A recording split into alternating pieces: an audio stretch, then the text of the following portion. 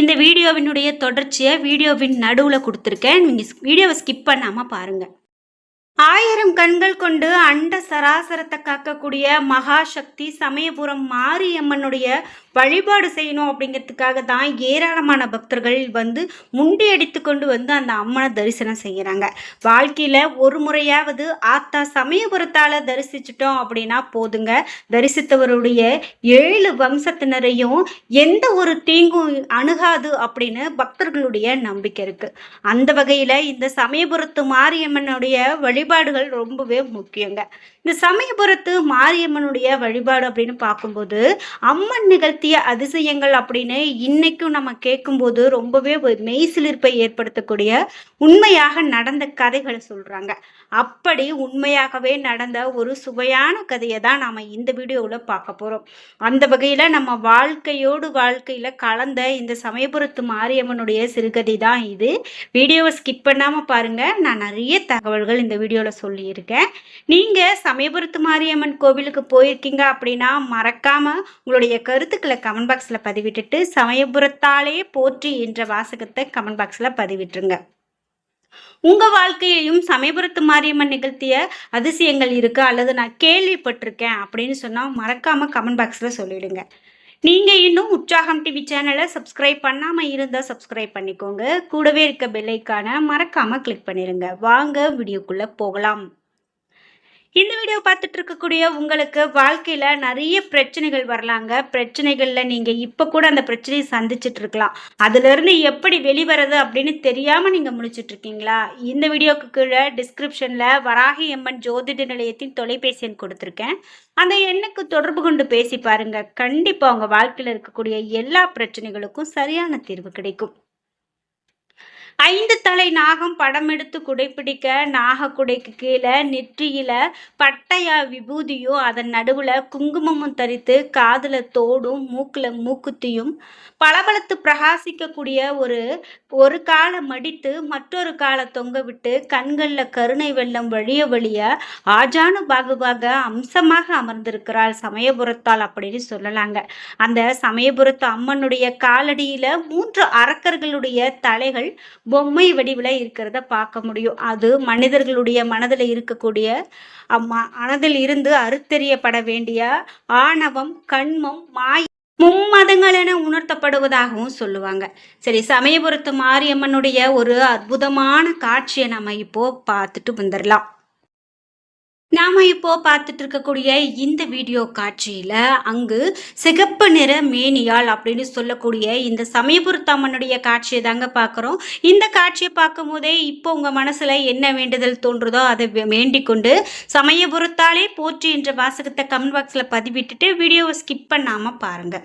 சமயபுரத்து மாரியம்மன் நிகழ்த்திய அதிசயங்கள் அப்படின்னு பார்த்தீங்கன்னா நிறைய விஷயங்கள் சொல்றாங்க. அதுல ஒன்று நாம இப்போ பார்க்க போறோம். குறிப்பிட்டு இந்த சமயபுரத்து மாரியம்மன் பக்தர்களுக்கு ஒரு பிரச்சனை அப்படின்னா எப்படி வந்து நம்மை காக்க போறாங்க அப்படிங்கிறதையும் நாம பார்த்து தெரிஞ்சுக்கலாம். முக்கியமாக சமயபுரத்து மாரியம்மன் பச்சை பட்டினி விரதம் இருக்கக்கூடியது இன்னைக்கும் நமக்கு ரொம்பவே நெகிழ்வை ஏற்படுத்தக்கூடிய ஒரு நிகழ்வு. வேற எந்த கோவில்லையும் கடவுள் விரதம் இருக்கிறத நம்மளால பார்க்க முடியாது அப்படின்னு சொல்லலாம். திருமணம், தாலிபாக்கியம், பிள்ளை பேரு, பிணி நீங்க, பகைமை அகல, ஆயுள், அறிவு, ஆரோக்கியம், ஐஸ்வர்யம் எல்லாமே நமக்கு வேணும் அப்படின்னு கேட்டுக்கிட்டு பக்தர்கள் தன்னை நாடி வரக்கூடிய பக்தர்களுக்காக வேண்டியதை வேண்டியபடி தருபவள் தான் இந்த சமயபுரத்தாள் அப்படின்னு சொல்லுவாங்க. யாருக்கு எதை எப்போது எப்படி தரணும் அப்படின்னு தெரிந்தவள் தான் இந்த சமயபுரத்தாள். அனைத்தையும் அறிந்த அந்த அம்மனுக்கு ஒரு பதைப்பதைக்கக்கூடிய வெயில்ல காலில் செருப்பு இல்லாம தோல்ல 4 வயது குழந்தையை சுமந்தபடி தண்ணி கூட குடிக்காம விரதம் மேற்கொண்டு 7 கிலோமீட்டர் தொலைவில் இருந்து கால்நடையாக நெஞ்சில பக்தியும் கண்கள்ல கண்ணீருமா நடக்க முடியாம நடந்தபடி ஒரு பக்தை, ஏழை பக்தியான அஞ்சம்மா வர்றது தெரியாதா என்ன? அஞ்சம்மாளுடைய கதையை தாங்க நம்ம பார்க்க போறோம். காலை மணி ஒரு 9 இருக்கும். வெயில் ரொம்ப கடுமையா தான் இருந்திருக்கு. கதிரவனுக்கு என்ன கோபமோ வெப்பத்த வாரி இறைத்து கொண்டு இருக்கிறாரு. காலை 7 மணிக்கு வீட்ல இருந்து கிளம்பிய அஞ்சம்மா 2 மணி நேரத்துல வெறும் 5 கிலோமீட்டர் தொலைவு தான் கடந்திருக்காங்க. நடுநடுவே தோள்ல கிடந்த குழந்தைய பசியோடு வெயில்ல தாக்கத்த அந்த குழந்தை அழுகிறதையும் ஒரு மனதுல ரொம்ப பாரத்தோடையும் இந்த குழந்தைக்கு பால் கஞ்சி எதுவும் கொடுத்து பசியாற்றுவதுக்கு நேரம் இல்லாம வந்துட்டு இருக்கா.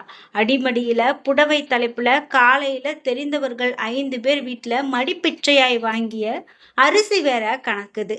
கடும் வெயில்ல வெறும் வயிற்றுல இருந்த பசியாலும் அஞ்சம்மாக்கு ரொம்ப களைப்பா இருந்திருக்கு.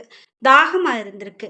அந்த ரோடு சூட்ல கால்ல ரொம்ப அந்த வெயில் காலை பதம் பாக்குது அப்படின்னு சொல்லலாம். அந்த வலியோடும் எரிச்சலோடும் தாங்க முடியாத வேதனையோடு நடக்க முடியாம அந்த அஞ்சம்மா குழந்தைய மடியில கட்டி வர்றத பாக்குறாங்க. குறிப்பிட்டு மடியில கிடக்கக்கூடிய குழந்தைய பார்த்த அஞ்சம்மாவின் கண்கள்ல இருந்து சரசரன்னு கண்ணீர் கணக்குது அப்படின்னு சொல்லலாம். அதாவது, ஆத்தா மகமாயி சமயபுரத்தாளே, இன்னும் எத்தனை நாளைக்கு நான் இந்த வேதனையெல்லாம் அனுபவிப்பேன்? எப்பம்மா கண்ணு திறந்து பார்க்க போற? நானும் ஒரு வேண்டாத நாள் இல்லை உன்ன அப்படின்னு சொல்லி ரொம்ப அழுதுகிட்டே அந்த கோவிலுக்கு அந்த அஞ்சம்மா வர்றா. குறிப்பிட்டு எல்லா விஷயத்துலையுமே நீ கல்லா இருக்கிறியா, காது கேட்காம இருக்கிறியா, இல்லை ஒன்றுமே உங்ககிட்ட நான் கேட்கக்கூடாதா அப்படின்னு சொல்லி புலம்பி அழுகிறா. நான் ஏழை தான், ஆனால் ஏழைக்கு குழந்தை வேணுங்கிற ஆசை இருக்கக்கூடாதா? தாயே மாரியாத்தா, பிள்ளை வரம் குடுமா, உங்ககிட்ட தானே நான் மடிபிச்சை ஏந்துறேன். கல்யாணமாகி 6 வருஷம் கழிச்சு தானே நீ மனம் இறங்குன. கொடுத்த ஒரு ஆம்பளை பிள்ளையும் கொடுத்த, ஆனால் இப்படி ஒரு குறையோடு கொடுத்துட்டியே, உனக்கு காது கேட்காதாம்மா, கண் பார்வை இல்லாத பிள்ளையோட நான் இங்கே கஷ்டப்பட்டுட்டு இருக்கேனே அப்படின்னு சொல்லி அந்த அம்மா அழுது புலம்புறா. பெத்த பிள்ளையோட குறைய பார்த்து என்னால் வைத்தியமும் பண்ண முடியாத நிலையில நான் இருக்கிறேன், காப்பாற்ற முடியல அப்படின்னு சொல்லி அந்த அம்மா சொல்லி அழுது அந்த அம்மன் கிட்ட ஓடுறா. அந்த பிள்ளைய தூக்கிட்டு ஏறாத கவர்மெண்ட் ஆஸ்பத்திரி கிடையாது, நான் பார்க்காத மருத்துவர் கிடையாது, நான் எவ்வளவோ பார்த்தும் இன்னும் எனக்கு சரியாகலை அப்படின்னு சொல்லி புலம்புறான். ஒன்றும் பண்ண முடியாது, இது பிறவி கொடுக்கறது அப்படின்னு சொல்லிட்டாங்க. அதே போல் 2 டாக்டர் தான், நீ முயற்சி பண்ணனேன்னா கண்டிப்பாக உனக்கு நடக்கிறதுக்கான வாய்ப்பு இருக்குது அப்படின்னு சொல்லியிருக்காங்க. 5ல் 1 பங்கு பணம் கட்டணுமா, பாக்கிய கவர்மெண்ட் ஏற்றுக்கும் அப்படின்னு சொல்கிறாங்க. நான் 40,000 கட்டணும்னு சொல்லிட்டாங்க. என்கிட்ட 40,000 ரூபாய் கட்டுற அளவுக்கு எங்கே வருமானம் இருக்குது அப்படின்னு சொல்லி அந்த அம்மா அழுறா. அது மட்டும் இல்லாமல் குறிப்பிட்டு, நீ கொடுத்த இந்த பிள்ளையோட குறைப்பாட்டை நீக்கி காது கேட்க வச்சு கண்ணு தெரிய வையே அப்படின்னு சொல்லி அந்த அம்மா அழுகிறா. இனிமே அழுகிறத தவிர எனக்கு வேற வழியே இல்லை அப்படின்னு சொல்லி விம்மி விம்மி அஞ்சம்மா அழுகிறா. அஞ்சம்மாவுக்கு சமயபுரத்தால் என்ன செய்ய காத்திருக்கிறாளோ அப்படிங்கிறது அந்த கடவுளுக்கு தான் தெரியும். குழந்தைய தூக்கிட்டு தோல்ல வைத்தவாறே மெல்ல எழுந்து அந்த கண்ணபுரத்தால் கோயிலை நோக்கி அந்த அஞ்சம்மா மீண்டும் நடக்க போறா. தேசிய நெடுஞ்சாலையில வழுக்கி கொண்டு ஓடிக்கொண்டிருந்தது அந்த BMW கார்.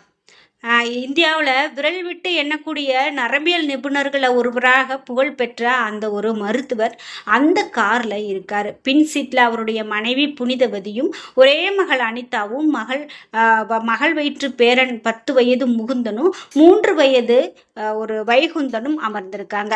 கார் டாக்டருடைய குடும்பத்தார் கலந்து கொள்ள வேண்டிய சுப நிகழ்வு ஒன்றுக்காக அந்த நிகழ்ச்சிக்காக கார் நோக்கி போயிட்டு இருக்கு. அப்போ மகள் அனிதா அழைக்கவும் என்னம்மா என்றபடி பின்னால திரும்பி மகளை பார்த்த டாக்டர், முகுந்தனுக்கு வயிறு கடமுடாங்குதான்ப்பா, நீங்க வண்டியை நிறுத்துங்க அப்படின்னு சொல்றாங்க. அதனால என்ன அப்படின்னு சொல்லிட்டு அந்த வண்டியை நிறுத்துறாங்க. அங்கே தெரியுதே ஒரு கடை, அங்கே போயிட்டு வாங்க அப்படின்னு சொல்லிட்டு அங்கே போகிறாங்க. கார் நிறுத்தப்படுது. டீ கடை வாசலில் ஆண்களும் பெண்களும் ஒரு நிறைய பேர் நின்றுட்டு இருக்கிறத பார்க்குறாங்க. டாக்டருடைய மனைவி தவிர மற்றவர்கள் கார்லேருந்து இறங்க டிரைவர் முகுந்தனுக்கு ரொம்ப துணையாக போயிட்டு வராரு. டாக்டர் மகள் அனிதாவும் அவர் கை விரலை பற்றியபடி 3 வயது வைகுந்தனும் கார்ல பக்கத்துல நின்றுட்டு இருக்காங்க. புடவைய சரி செய்து கொண்டு அனிதா அந்த நிமிடத்திலே தாயினுடைய விரலை பற்றி இருந்த அந்த 3 வயது குழந்தை வைகுந்த் விரல்ல இருந்து விடுபட்டு கண்ணுமைக்கும் நேரத்துல சரசரன அங்க இருக்கக்கூடிய அந்த வாகனங்களுக்கு நடுவுல பறந்து போயிட்டு இருக்கான். இந்த தேசிய நெடுஞ்சாலையின் குறுக்குல ஓடத் தொடங்குது. அதே போல விபரீதம் அறியாத அந்த 3 வயது பிள்ளை குழந்தை பிடியிலிருந்து நழுவி சாலையின் குறுக்கே ஓடுவதை உணர்ந்த டாக்டர் மகள் அனிதாவும் அடுத்தடுத்து பறக்கக்கூடிய வாகனங்கள் குறுக்கிடாம ஓடி சென்று குழந்தைய பிடிக்க முடியாம கத்தி கதறாங்க, சத்தம் போட்டு கத்துறாங்க. அசுர வேகத்துல கண்மூடித்தனமா வந்துட்டு இருக்கு அந்த வண்டி. சாலையின் குறுக்காக குழந்தை ஒண்ணு ஓடுறத பார்த்த வேன் டிரைவர் சட்டென பிரேக் போட முயற்சி செய்யறாரு. பிரேக் சரியாக வேலை செய்யாம போக குழந்தைய நோக்கி தாறுமாறா ஓடி வந்துட்டு இருக்கு அந்த வேன். குழந்தைக்கும் வேனுக்கும் சில அடிகள் இடைவெளி தான் இருக்கு. விபரீதம் நடந்துடுமோ அப்படின்னு சொல்லி டாக்டரும் மகளும் ரொம்ப அடி வயித்துல பீதியோடு கத்துறாங்க. அடுத்த நொடி நடந்தது அந்த மிக பெரும் அற்புதம். டீ கடை வாசல்ல நின்று கொண்டிருந்த பெண்கள்ல ஒருத்தி சாலைய கிராஸ் செய்ய காத்திருந்தாலோ என்னவோ, கண்ணமைக்கும் நேரத்துல தனக்கு என்ன நேர்ந்தாலும் சரி அப்படின்னு அந்த குழந்தைய காப்பாற்றியே தீருவேன் அப்படின்னு நினைத்துட்டு அந்த சடாரென சாலைக்கு ஓடி வந்து அந்த குழந்தைய அள்ளி தன்னோட கட்டி கொண்டு சாலையோரம் நோக்கி ஓடுறா. அடுத்த நொடி பிரேக் பிடிக்காத வேன் தலை குப்புற கவிழுது. குழந்தைய காப்பாற்றிய பெண்ணையும் குழந்தையும் சுற்றி கூட்டம் கூடிருச்சு. 30 வயது மதிப்புத்தக்க அந்த பெண்ணுடைய காலில் விழுந்து அழுறா அந்த அனிதா. தான் ஒரு புகழ்பெற்ற மருத்துவர், பெரும் பணக்காரர் என்பதையெல்லாம் மறந்துட்டு கைகூப்பி அழுதபடி அந்த பெண்ணுக்கு ஒரு நன்றி சொல்றார் அந்த மருத்துவர். அம்மா, என் தாயே, என் பேரனை காப்பாத்திய தெய்வமே, நீ என்னுடைய குலதெய்வம் சமயபுரத்தாலே அப்படின்னு சொல்லி அழுது வேண்டிக்கிறாரு. எல்லாரும் கார்ல இருந்து இறங்கி ஆயிடுது. பீதியிலிருந்து யாரும் இன்னும் வெளிவரல. காருக்குள்ள நிலவிய கனத்த மௌனமே சாட்சியாகி போகுது அப்படின்னு சொல்லலாம். சரின்னு சொல்லிட்டு அந்த மருத்துவருடைய குடும்பம் மௌனம் கலைத்துட்டு, நாமெல்லாம் இப்போ எந்த விழாவுக்கும் போக வேண்டாம், நேராக சமயபுரம் போய் நம்மளுடைய குலதெய்வம் காலில் விழுவோம், அந்த அம்மன் தான் நம்ம பேரனை காப்பாற்றி கொடுத்துருக்கு அப்படின்னு சொல்லி அந்த பொண்ணு மட்டும் அங்கே வரலன்னா நினச்சி பார்க்கவே முடியாத நெஞ்சு கலங்க கூடிய ஒரு நிகழ்வு நடந்திருக்குமே அப்படின்னு சொல்லி கோவில் வாசலை கூட தாண்ட முடியாமல் ஓரமாக நின்றுட்டு அந்த அஞ்சம்மா இருக்கிறா. கோவிலுக்கு கொஞ்ச தூரத்துல காரை நிறுத்திட்டு நடந்தே கோவிலை அடையிறாங்க அந்த மருத்துவருடைய குடும்பம். வாசலுக்கு அருகே அங்க அவர்களை அழைத்து செல்ல ஒரு அலுவலர், ஒரு ஊழியர் வர்றாங்க. அப்போ அந்த உள்ள செல்ல கோவில் படியருக சென்ற அந்த மருத்துவர் அப்படியே திகைத்து போய் நின்று பார்க்குறாரு. என்ன அப்படின்னு பார்த்தீங்கன்னா, தோல்ல குழந்தையை ஏந்தியபடியே உள்ள போக முடியாம ஒரு ஓரமா வருந்தும் முகத்தோடு நின்று அஞ்சம்மாவை பார்த்து அசந்து போய் நிற்கிறாரு. அந்த பெண் தானே நம்மளுடைய பேரன் வைகுந்துவை காப்பாத்தினது அப்படின்னு சொல்லி இப்ப இங்க தோல்ல குழந்தையோடு நிற்கிறாளே, கண்ணை கசக்கிட்டு பார்க்குறாரு. எந்த மாற்றமும் இல்லை. அந்த பொண்ணு தான் அங்கே நிற்கிறா. ஒருவேளை காரை பிடிச்சி நமக்கு முன்னாடி வந்திருப்பாளோ அப்படின்னு சொல்லி பார்க்குறாங்க. குறிப்பிட்ட அந்த கோவில் அலுவலக ஊழியர்களிடம் அஞ்சம்மாவை சுட்டி காட்டி ஏதோ சொல்லிட்டு குடும்பத்தோட விஐபி செல்லக்கூடிய வழியில் இருக்கக்கூடிய கண்ணபுரத்தாளுக்கு அருகில் போகிறாங்க. அடுத்த 5வது நிமிடம் அஞ்சம்மா தோல்ல குழந்தையோடு மாரியம்மன் அருகில் அலுவலக ஊழியரால் கொண்டு வந்து நிறுத்தப்படுறா. அவளால் எதையுமே நம்ப முடியல. இதென்ன மாயமாக இருக்குது, இப்படி கூட நடக்குமா, மாயமா மந்திரமா அப்படின்னு சொல்லி அசந்து பார்க்குறா. இந்த ஏழைக்கு இப்படி ஒரு அருளா அப்படின்னு சொல்லி வியப்போடு பார்க்கிறா. அதே போல அதை தவற விடக்கூடாது என நினைத்தாலோ என்னவோ தோல்ல இருந்த குழந்தைய அந்த அம்மாளின் முன்பு கிடத்துறா. அம்மா, ஆத்தா, நீ கொடுத்த குழந்தை இதுதான் பாரு, நல்லா பாரு தாயி, உங்ககிட்ட நான் மடி பிச்சை கேட்டு கேட்டு பெத்த என் பிள்ளைய பாரு, நான் பிச்சை கேட்டேன்னு பிள்ளைய கொடுத்த நீ எனக்கு கொடுத்த பிள்ளைக்கு பார்வையும் காது கேளாத திறமையும் ஏமா கொடுத்த அப்படின்னு சொல்லி ஒரு நிமிஷம் நான் உன்னை மறந்துருப்பேனா? தினம் தினம் உன்னை கெஞ்சிறனே, அழுகுறனே, நான் என்ன கத்தியும் எனக்கு இந்த மாதிரி ஒரு குழந்தைய கொடுத்துட்டியா அப்படின்னு சொல்லி ரொம்ப வருத்தப்படுறா. எங்க 2 பேர் உசுரையும் நீ எடுத்துக்கோ, அழுதுகிட்டே கதறிக்கிட்டே தரையில விழுந்து வணங்குறா அந்த அஞ்சம்மா. அம்மா அப்படின்னு கனிவோடு அழைக்கிறார் டாக்டர். அந்த மருத்துவருக்கு அழைக்கிறாரு. அந்த மருத்துவரை பார்த்த இந்த அஞ்சம்மா, "நீதாம்மா இதோ நிற்கிறியே, என் பேரனை நீ 1/2 மணி நேரத்துக்கு முன்னாடி சாலையிலிருந்து நீ தானே காப்பாத்துன. இந்த உசுரை நீ தானே காப்பாத்தி கொடுத்த" அப்படின்னு சொல்லி அந்த மருத்துவர் கேட்குறாரு. அதிர்ந்து போன அஞ்சம்மா, "என்னய்யா சொல்றீங்க? நான் உங்க பிள்ளையெல்லாம் நான் வந்து விபத்துல காப்பாத்தல. இதுக்கு முன்னாடி அ உங்களையே நான் இந்த பிள்ளையவோ நான் எங்கேயுமே பார்த்ததில்ல" அப்படின்னு சொல்லி அந்த அஞ்சம்மா சொல்றா.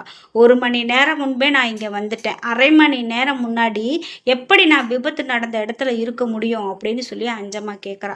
இவர்களுடைய உரையாடலை கேட்டுக்கொண்டிருந்த அந்த அர்ச்சகருக்கு பொறி தட்டியது.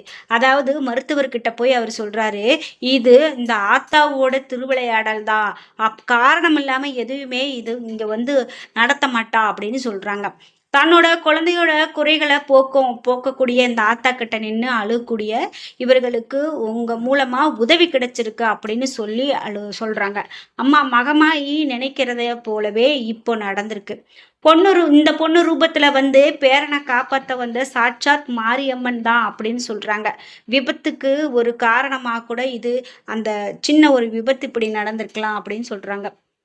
அதே போல அந்த கண்ணாத்தாவே உண்டாக்கி இந்த விபத்து மாதிரி உண்டாக்கி இந்த பொண்ணு ரூபத்துல காப்பாத்துற மாதிரி வந்து உங்க 2 பேரையும் சந்திக்க வச்சிருக்கா அப்படின்னும், இந்த பொண்ணுக்கு உதவணுங்கிறது உங்களுடைய மனசுல ஒரு எண்ணம் தோன்ற வைக்கிறதுக்காகத்தான் சமயபுரத்தால் இப்படி செய்திருக்காளோ அப்படின்னு சொல்றாங்க.